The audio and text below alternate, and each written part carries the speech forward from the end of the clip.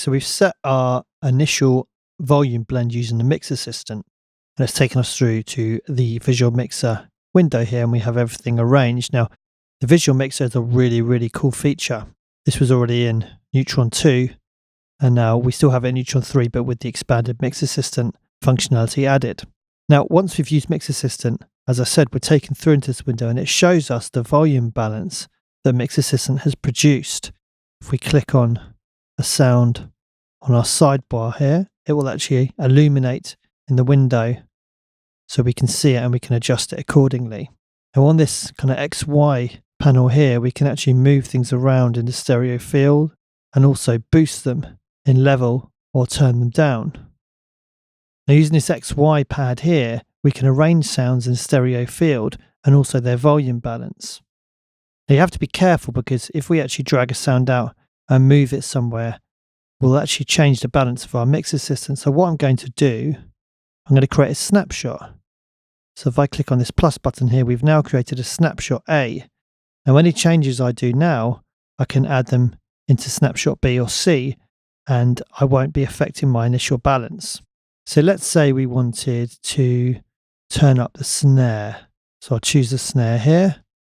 We can boost it up in volume. Now let's change that as snapshot B, and then you'll see we can actually flick between the two. Now what we can also do, as I said, is move things left and right. So let's say we wanted to move this guitar a little bit to the left. Now what you can also do is actually limit the direction of movement. So say we wanted to keep the same volume for this, we just wanted to take it to the right in terms of panning. If you hold down Shift, you can do that as well. So it limits the direction of movement. So that way we can actually pan things. We can also actually change the stereo field of sounds, widen them or make them more narrow, which is quite a neat feature as well. And of course, these are all linking through to our relay parameters. So if I go to guitar 2, I'll just make that disappear for a second. And you'll see that as we move this, it's changing the panning and changing the volume. So that's how this whole process is working. It's using these individual relay plugins we put on there.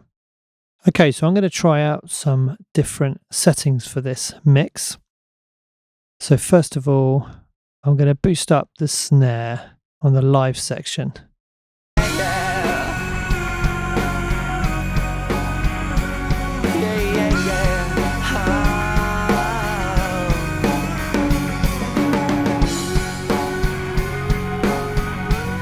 I'm going to slightly turn down the kick.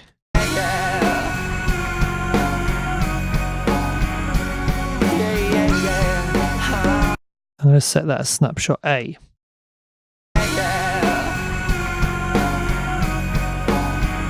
Okay, I'm going to slightly boost up the overheads. And I'm going to set that as B.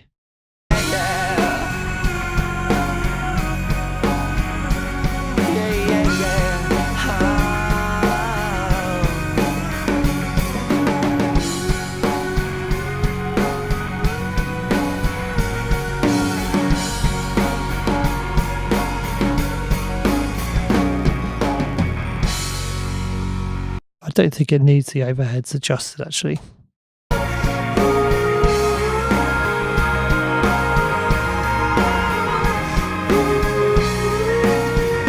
Just turn down the kick slightly.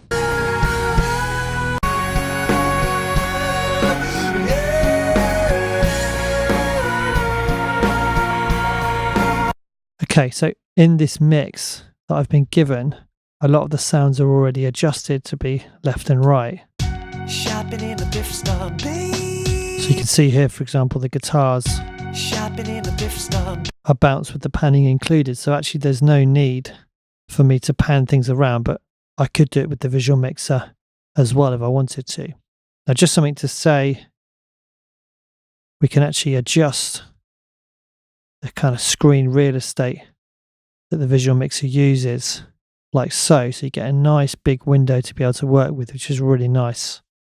Okay, so hopefully you can see that once we've set the initial Mix Assistant balance, that we did at the beginning, we can use the visual mixer to further tweak this. And depending on the kind of mix it is, so if we didn't have this panning baked in, we could also be kind of visualizing our stereo field using this as well.